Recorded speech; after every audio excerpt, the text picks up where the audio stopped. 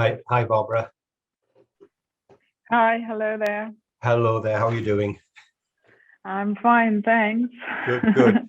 Do you want to try to share your screen while I'll introducing you? Is that fine? Yeah, that's fine. Good. I'm just gonna go on to presentation mode here. Brilliant. Okay, so while Barbara is doing that, I'll just introduce Barbara.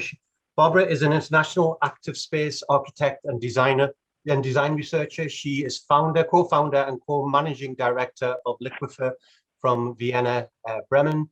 The interdisciplinary LIQUIFER team, consisting of scientists, engineers, architects, and designers, work on R&D projects within the EU framework program for the European Space Agency and with European research institutes and industry. The research projects focus on living in limited and transformable spaces and with resource efficient systems. Learning from systems and principles in nature and integrating biological systems into architecture describe the second thematic path of LIQUIFER's work.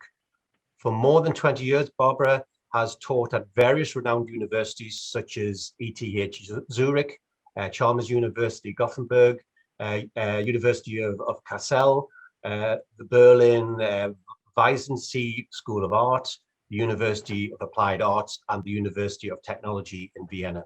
She's also part of the adjunct faculty of the International Space University and a member of the International Astronautical Academy. Over to you, Barbara.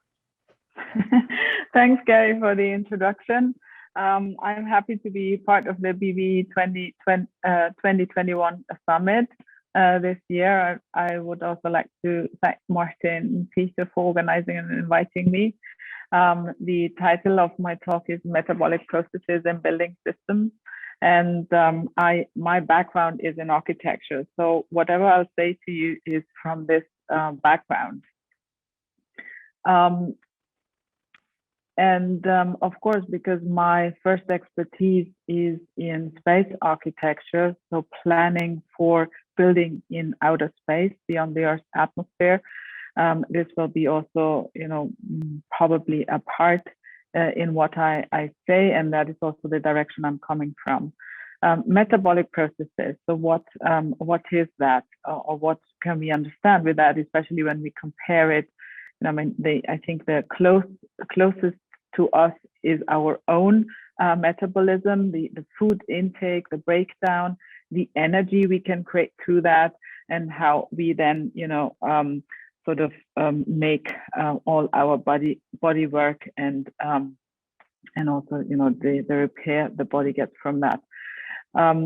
But a house, we can see the house in a similar way as a human body, where we also need a sort of energy. We need to transform it in a way so that all the house functions, or what we want the house to do, or what we want from the house, that this is sort of activated and can serve us in that sense. The largest metabolic building system, as we know it, we could say is Earth. When we go back to what Konstantin Tsiolkovsky and Buckminster Fuller claimed, the Earth being a spaceship, and I claim the spaceship being a house, basically. And I think it is worth looking at it because it resembles a sort of really refined closed loop, which has developed through billions of years. And we, of course, as humans, have developed with it, and with all the environmental changes which have gone with it. And what is always important when we look at buildings or planning new structures, build structures, then it's the skin. I'll be getting back to that later. The skin of the Earth is the most important feature, I would say. It's a sort of permeable membrane.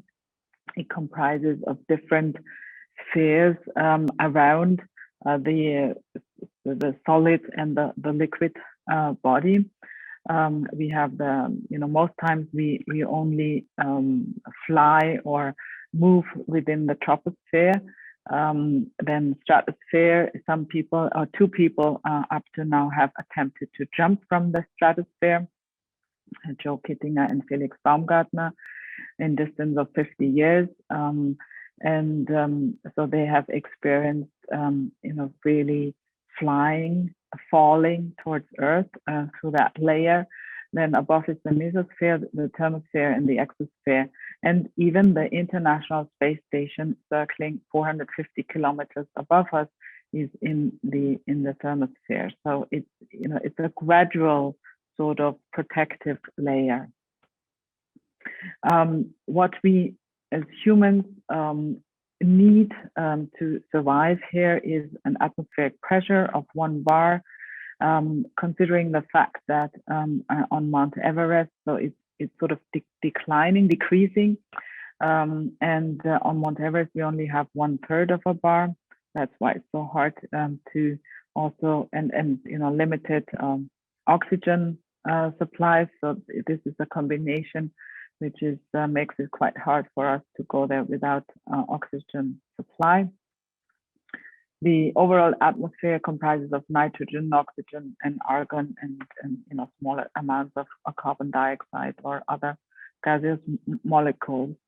And most of the planet is actually covered with water. So 75% of the Earth's surface, and the content is about 1.4 billion cubic kilometers. It's an incredible amount of number, and probably none of us can really imagine and grasp what that means. And what makes us actually live and survive here is that water is everywhere, and that there's a very intricate system with the water that fills the clouds and creates water vapor in the atmosphere, and then sort of fills the rivers and the oceans again, and so on. So we are talking about loops always when we look at spaceships, but I think we could also adopt this kind of view when we look at houses or the built environment. What is such an environment, and what is a suitable environment? We humans, we need oxygen, we need water, we need food, and then so as an input, and sort of there's also an output.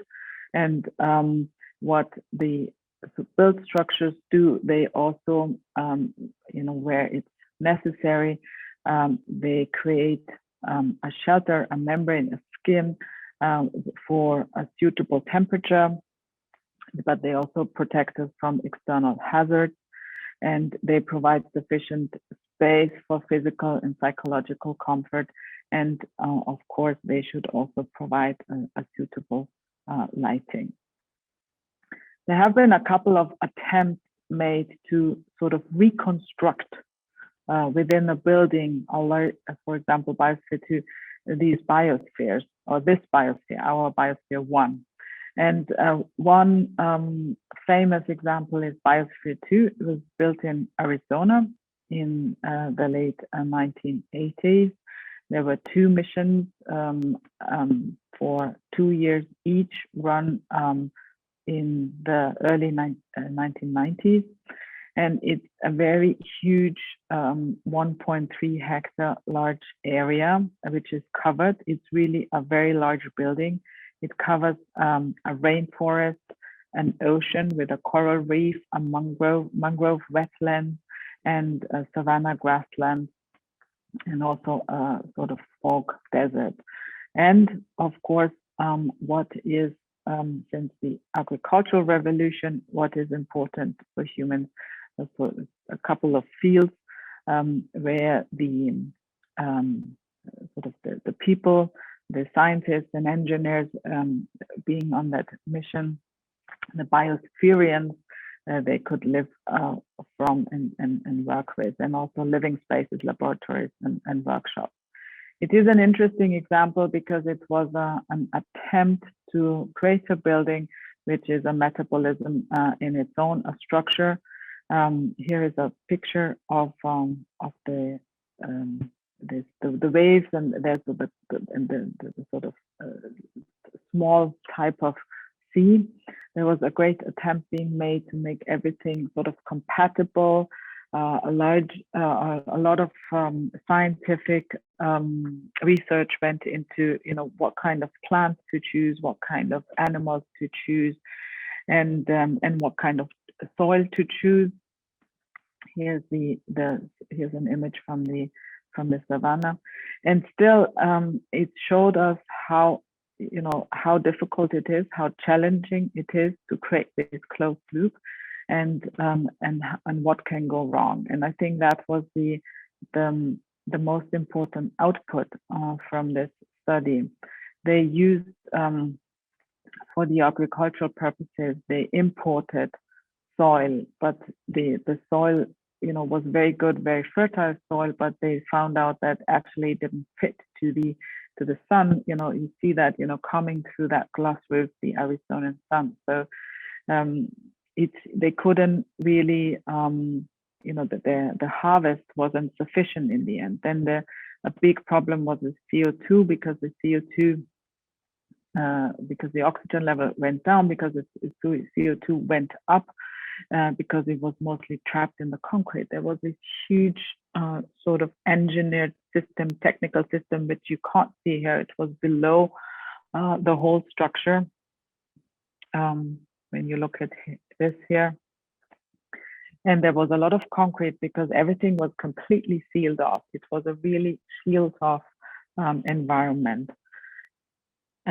So in the end, they created, I was talking about Mount Everest before, but the atmosphere inside wasn't as bad as that, but it got to a level where they sort of would live in a higher altitude of 3,000-4,000 meters, and it was very hard for them to sustain the everyday life, to plant everything sufficiently. Then they had some bug diseases and so on. So they had a lot of different problems which just accumulated. So this one could see that it's a super complex and intricate system that it's very hard to replicate. Another example is, and it goes into the same direction, but it's attempted to be much smaller and made for spaceships. So while Biosphere 2 was this huge built structure, the attempt making it something like that suitable for spaceships and creating this closed loop system is especially important when going to Mars, to be completely independent from Earth. One example is the closed loop life support system, the ESA Melissa system. There are others, of course. There's one which is quite good, is by the Chinese, built into the Lunar Palace at the Chinese Academy in Beijing. But what they all try to do is they try to integrate sort of bioreactors.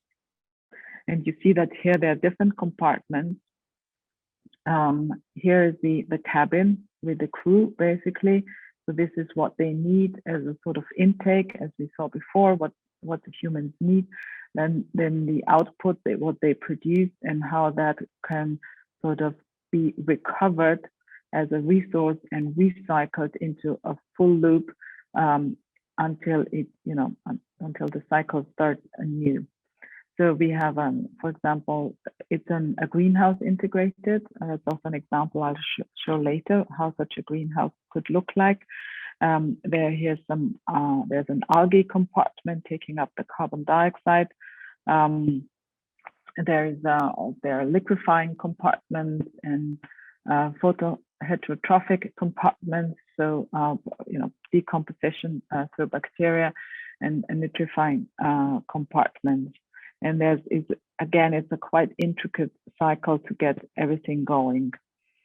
The challenge here is that you see, again, it's quite large, the system, and this is only one part of the system. So even getting it into a building, this whole system is, there's still a lot of development to be done. And currently this is under development, and it's sort of the aim is to integrate it into a spaceship or, towards Mars, for example, or on a lunar basis or Martian basis. But there's also already a lot of spin-off, especially regarding the water treatment that can be integrated into hotels, remote hotels, for example. That is one application by IP Star, a Dutch company, and they also are trying to, or they have been successful in converting especially the water treatment into a terrestrial application. I'd like to create with you a small thought experiment just to, maybe make it easier to grasp what this kind of closed loop system could be. So each of us, we are here online. Some of you might be, in your house, in your flat. So what does it take to actually convert your flat, your house, or the room you're in into a biosphere and into a closed loop system? Of course, in space, we would have to seal off everything. We don't necessarily have to do that here. We would have to see that we can, put all sewage into a treatment plant, run, the kitchen waste to a microbial processor for recycling, replenish the oxygen levels and grow food. It's estimated that, so just imagine your flat where you would accommodate that about 20 square meters per person is needed to grow your own food. So if you're 4 people, you already probably have lots of your house, even if you shelf it, covered with your greenhouse.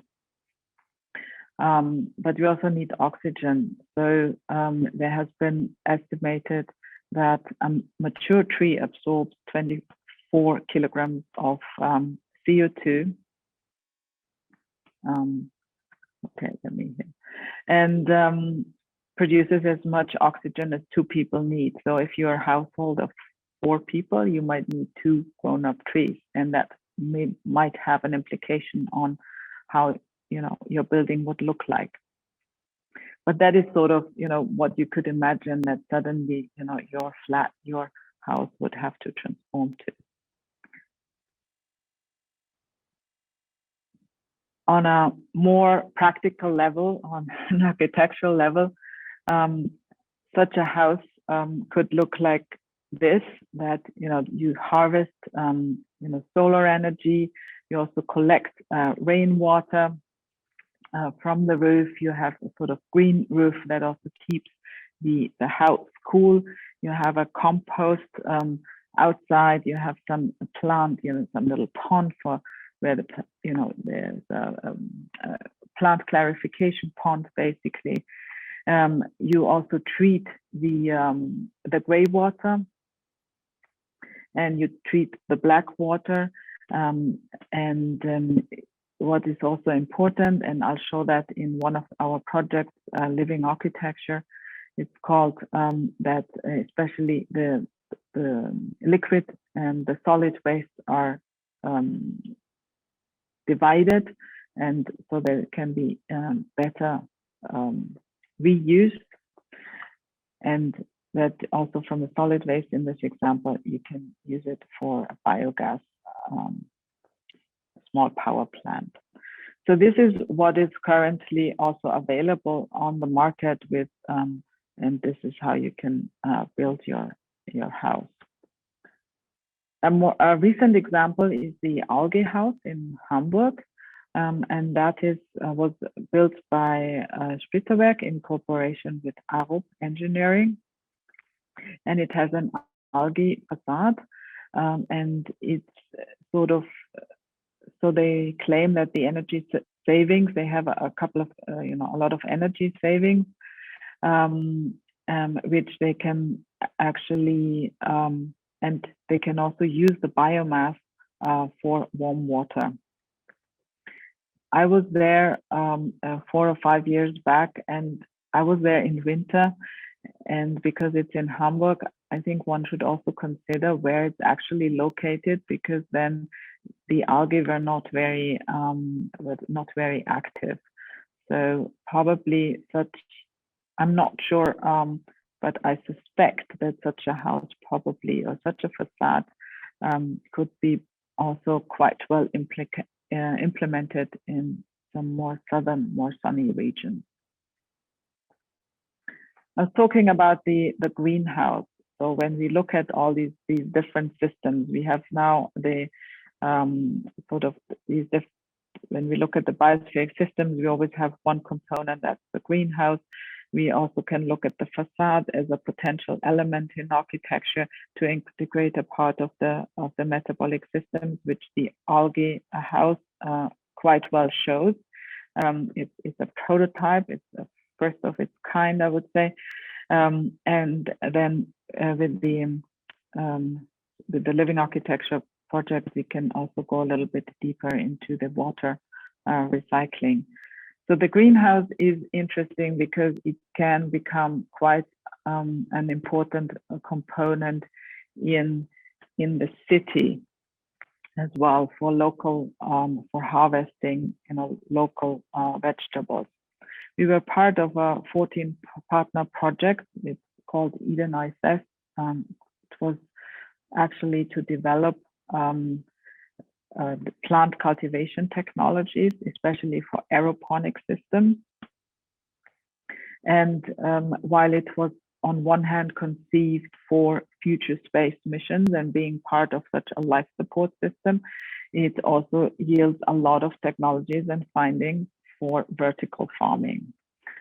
You see, it was led by the DLR in Germany, but basically we had the University of Limerick, of Guelph, we had Canadian participants, we had the University of Wageningen in the Netherlands, we had industrial partners, Airbus, Thales Alenia Space, and for bringing it to next to the Neumeier 3 station in Antarctica, we had the Alfred Vegana Institute as one of the partners.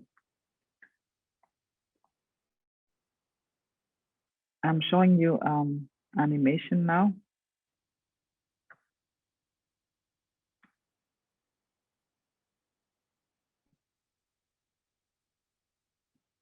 I'm sorry for this, it should actually work. Yes, I hope you can see it. So this basically shows the system, and it's only the system for a greenhouse, but it refers to the kind of metabolic system. It's a lot of things are automated, and the challenge was to build it in this very harsh and remote environment. Antarctica is sort of the closest you can get on Earth to space. It was a 2-container facility, mobile. It was transported there. It had a service section. It took 2 years in development, but now has been in Antarctica already in the 4th year. And next to the service section is the actual greenhouse. You see the plant trays. We planted a variety of vegetables and fruits. The plant trays held the roots. They were just sort of dangling in the free dark space and were sprayed with nutrition solution every 10 minutes. Very important is the array of lights, so that they give they give light to the plants in the right light spectrum. And here's the nutrition delivery system. You see that it runs to every tray so that the roots can be sprayed with a solution of potassium and salts and water. And important was also the air management. And interestingly enough, despite the fact that it was plus 20 degrees inside and minus 40 outside, it still had a sort of cooling problem. In the workplace here, there was also the control station, and one could also sort the harvest. And this was especially made for the International Space Station, a sort of prototype payload rack that could house tomatoes and salads to also grow them in space. Rocket salad, spinach, tomatoes, sweet peppers, cucumbers, radish, strawberry, and herbs. We had a 12 square meters of grow area, and we harvested within 9 months 270 kilograms of vegetables. So while I was quoting the 20 square meters per person before, I would say that with such a more intensive growing method, aeroponic system, one can probably also, reduce the area and maybe create more living area, or still have more living area left in your flat or in your house. This was the service section. Here are my two LIQUIFER partners, Veniva Slavicek and Waltraud Hoheneder. This is here Paul Zabel, the engineer. He was for 1 year from the DLR in Antarctica and did a lot of harvesting. And you see already that this was before one of the harvests, so it looks more like a jungle, sort of a tech jungle than the greenhouse you saw in the animation. This is a salad growth cycle of 3 weeks, 2 to 3 weeks, depending on what they could achieve. And here is also again another view of the inside. And here you also see well how Paul lifts the cap of the trays, and underneath there the hanging roots, and how things are being, how the vegetables are being harvested, and new seeds are put into these little containers you see here. And at one point, I think one can also see that there's quite a lot of additional biomass being left over. And that is something we also try to address in our living architecture project, because that can be actually be used as additional food for the bioreactors. You see here, you see it, the one bag, the tomatoes, the other bag, the biomass, the leftover leaves.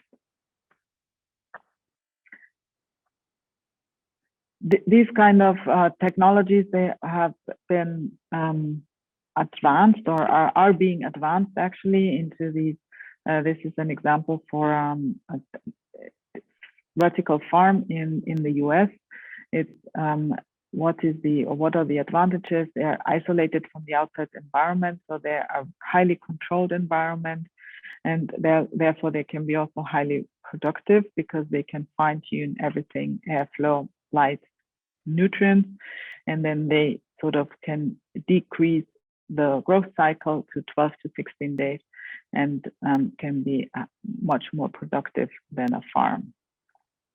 And that is an interesting development, though there are a couple of challenges, especially regarding energy and light, because it's quite energy consuming, such a structure. But it is interesting because more and more people are living in cities, and we know that most of the population of the Earth will live in cities in the future.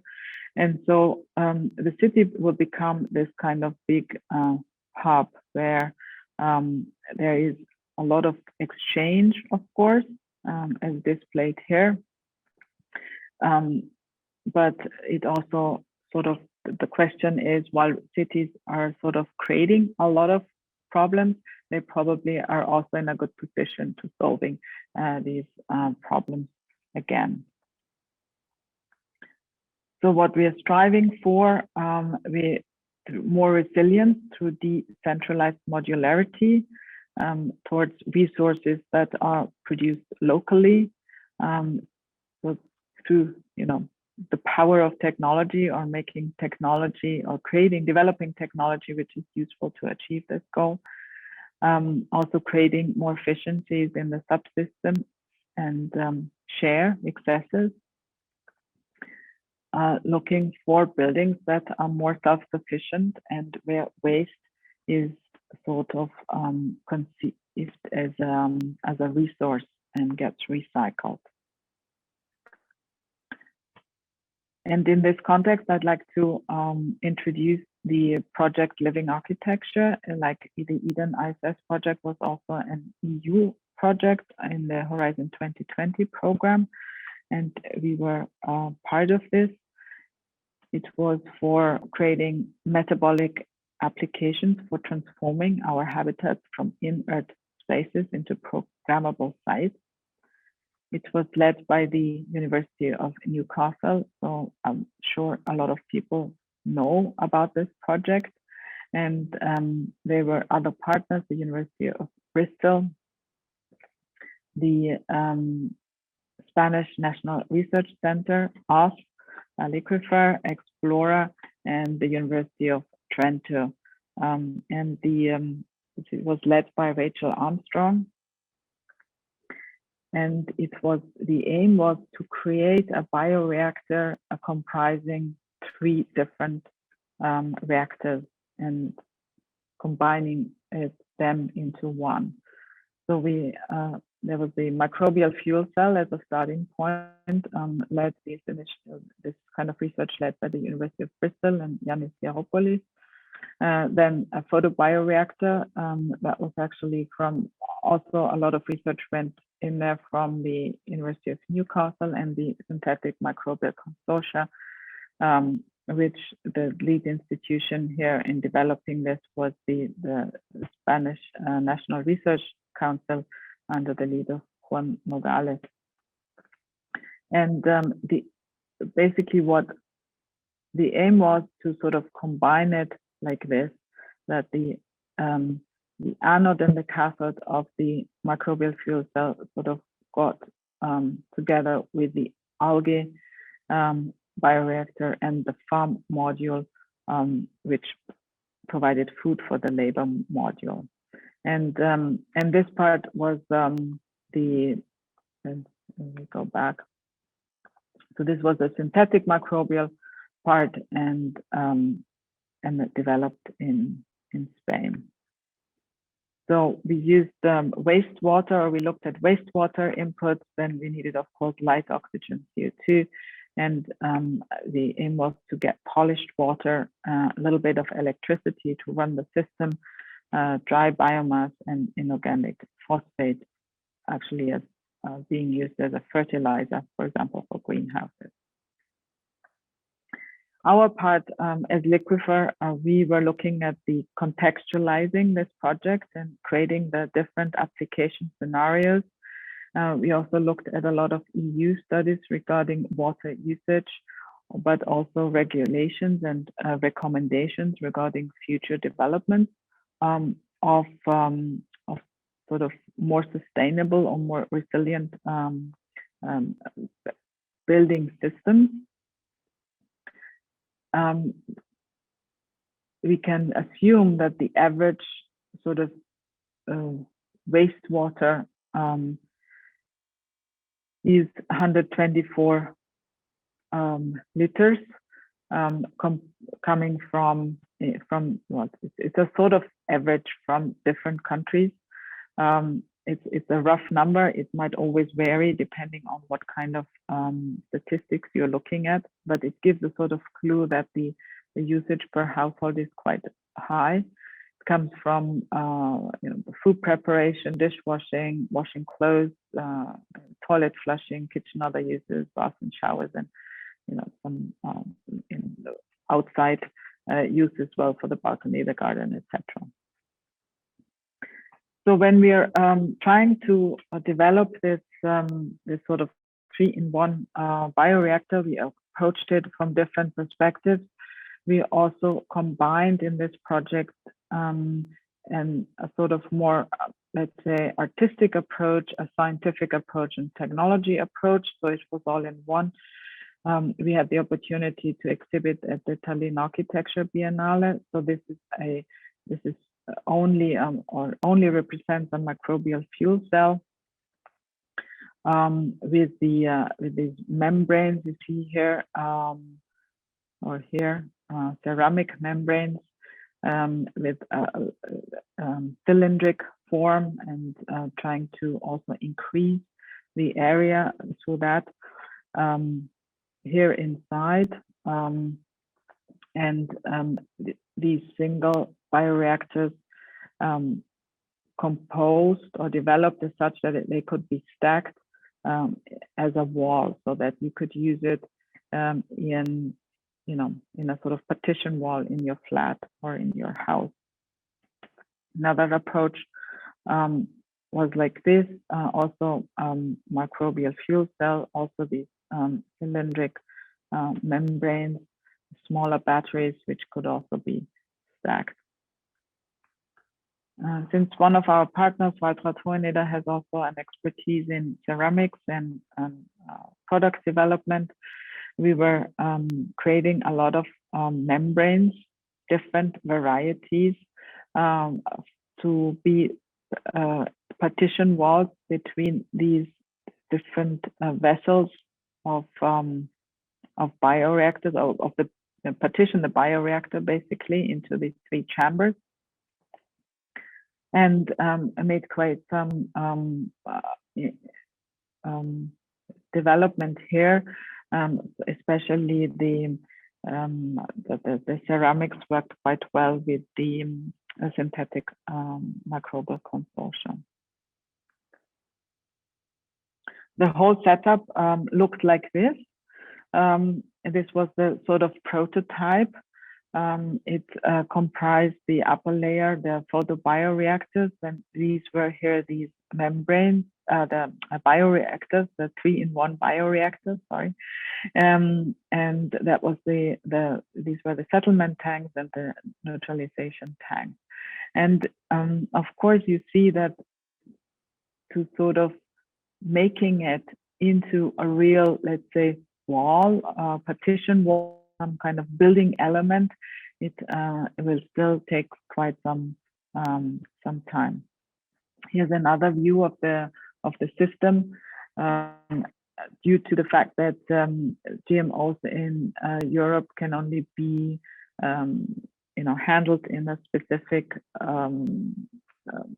laboratory, we also decided to sort of have a separate part of to have one part of the system without GMOs, and this one, the synthetic microbial consortium, only one strain of it.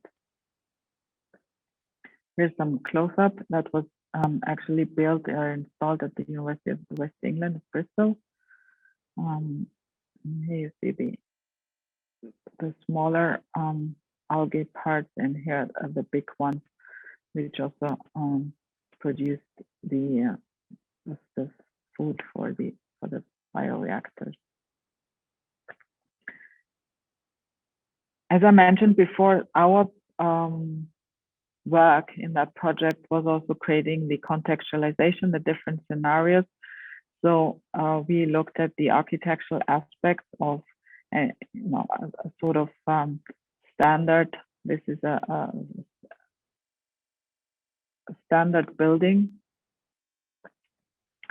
and how then in a, let's say, a semi-detached living house, these bioreactors could be implemented, these walls. So you enter here is the living room, and that's actually because they need access to light, especially the algae compartments, that they sort of are in the circulation area, which is has access to natural light from above, but then there's also an additional algae tank here above. Now that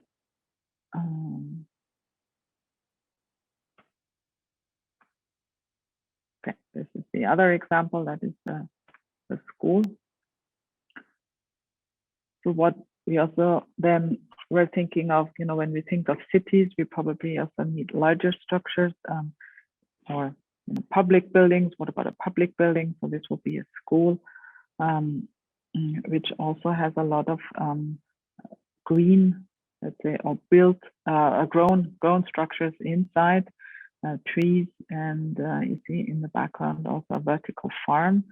So it's sort of already attempting this more looped scenario, this looped metabolic system, and here are the bioreactors again in the circulation area.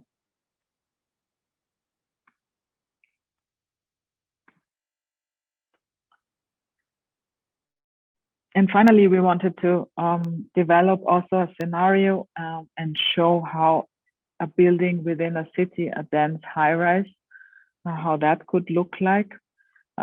This is the diagram for it.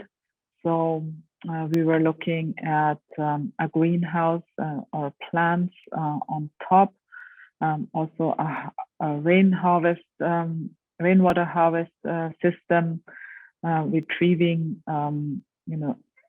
energy from the sun for the algae bioreactors, but also of course for the plants, but also for photovoltaic cells using the facade, also for cooling and for growing plants, but also for the bioreactors. And then finally,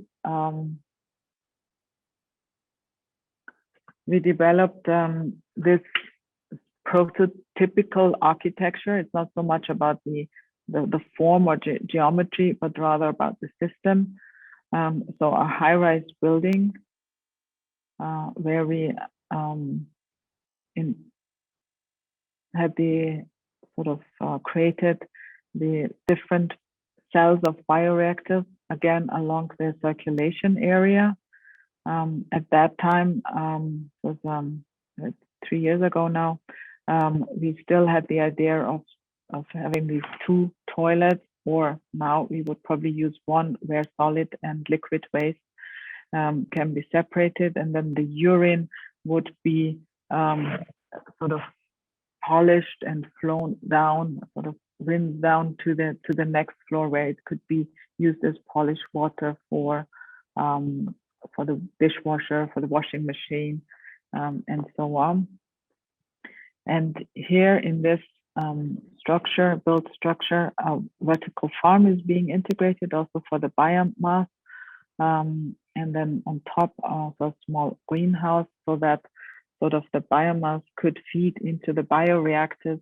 And then the water could be polished and then reused in the floor beneath for the different activities of the inhabitants.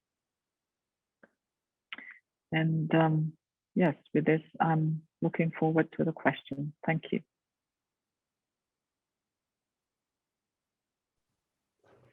Thank you very much, Barbara. That was excellent. Really enjoyed that. Thank you. Okay, there's a few questions on the chat, Barbara. The first one, it's just moved. The first one is, the systems you describe are often highly simplified versions of the Earth's biosphere, which, while theoretically able to support closed loop systems, may be liable to failure and don't represent resilience that comes from scale and complexity. How might this problem be addressed in designed metabolic systems? Oh, that is a long question. It is a long question. Yes, so I think okay, I think what they're getting. I see that here. Yeah. They're getting at that it's a simple system. Yeah, a simple system. Well, I mean, I'm not, how can I say, the life support systems I'm familiar with for space, they are highly complex because, of course, you also have to produce oxygen. You're in this field environment where everything matters. There's no release of anything. So everything is trapped in this environment. Of course, when we are looking at buildings, it's, we can use what we already have here on Earth as a kind of biosphere. So, of course, these systems can be simpler. Nevertheless, I think they still have a sufficient complexity for our knowledge today, so that we have a couple of more years to develop systems so that we can really master them, that we can make a building more resilient or more active in the way, waste and resources and those resources are being treated. Yeah, yeah. Another question from the chat from Ben Bridgens. The growth chamber in Antarctica involves an incredible amount of infrastructure. This may be necessary if you want to live in space, but on Earth, isn't it more efficient to grow food in the ground with minimal infrastructure? We can design these resource-intensive systems to enable people to live in cities, or instead we could encourage people to move away from cities where there is space to grow food and there is clean air to breathe. Lots of long questions here. Yeah, that is interesting. So it has a couple of aspects. I think one is the aspect of the, where to live. I don't think that, or I think to me personally, the prospect of more humans gathering in smaller places and then making it more dense, but also of good living quality, and leaving sort of also some areas or most as possible for just to be grown to be sort of nature, whatever that is nowadays. I think that is better than just distributing humans equally over the earth all around. So that's probably the last part of that question. And then regarding the efficiency, these aeroponic systems, they are incredibly efficient because we can grow a lot of food in small areas. And if you don't want to, because that is what happened with the agricultural revolution, that when humans started to plant and grow vegetables, started farming as we know it today, and they used an incredible amount of space suddenly, and they transformed the landscape incredibly, and the environment and the climate and everything. And I think with the amount of population we have today, we probably also have to look at different kinds of farming systems. And yes, it requires a lot of infrastructure, but we are always, every, maybe not a single family house, but, all the other public buildings or hospitals or whatever we have, they already have, if you look at the plans, an incredible amount of infrastructure already. There's huge, like slots in the building where there's a lot of water and electricity and everything running through. We just don't see it. So we are not aware of that so much. When we work, in space, then these become, incredibly, obtrusive, or they become much bigger, or it's much more obvious that this is what we actually need. And this is how our normal built environment is already looking like. Another question from the chat, and actually a question I jotted down as well, is when you were talking about your living architecture project, you mentioned that you did use some GMOs. Do you know how they were modified in particular, or how they were modified, or what was being modified in the GMO?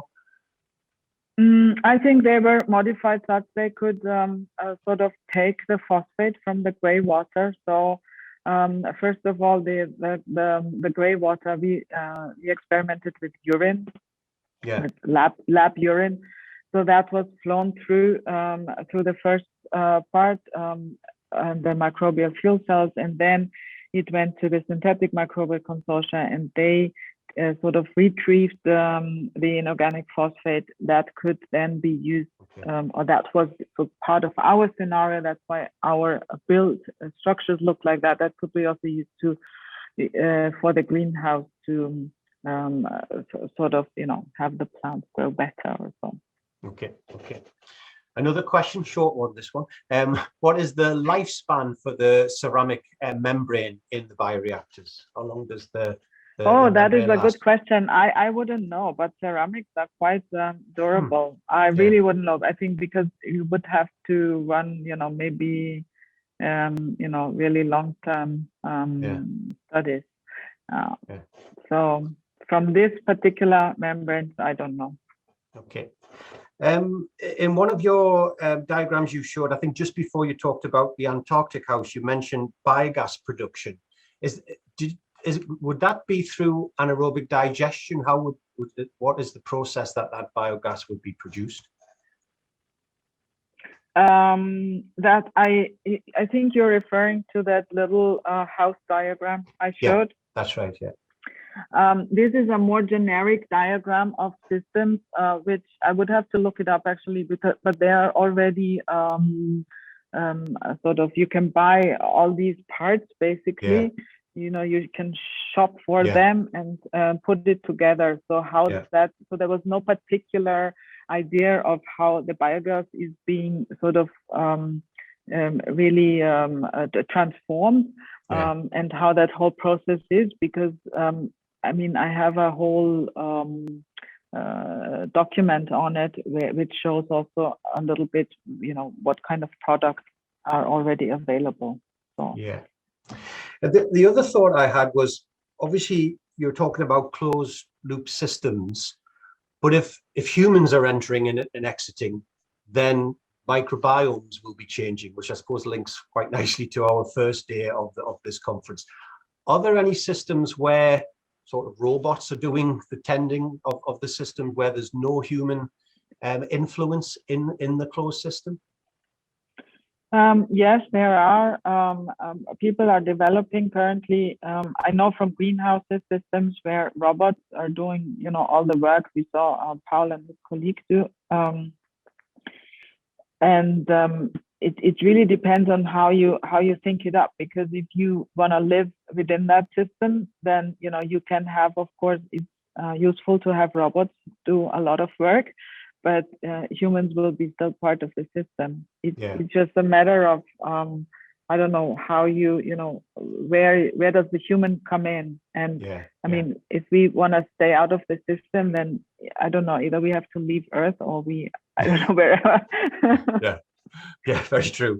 And for me, just to get an idea of the biosphere too that you talked about at the very beginning, in the UK we have the Eden Project. Do you know what different levels of scale they are? I suspect that it's much bigger, the biosphere, because it's in America and everything tends to be bigger.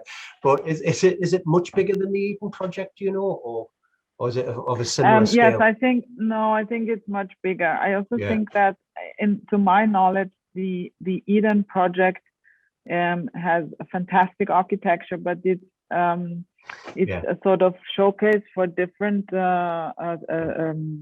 zones in different landscapes and different climatic zones, whereas the biosphere was really a closed and sealed system, which Eden is not. It's also not anticipated to be one. So I think that there's no, I think it's just an outside look, which there might be some similarities, but actually they're completely different things. So the biosphere 2 was I think a hugely interesting experiment, which, you know, it's only known because it failed, but I think that is something which is, you know, this provides the most important findings and knowledge. Absolutely. Well, brilliant. I think the questions have dried up in the chat, so that's probably a great place to leave it. Thank you very much for the talk and keeping to time. Thank you so much. Spot on time.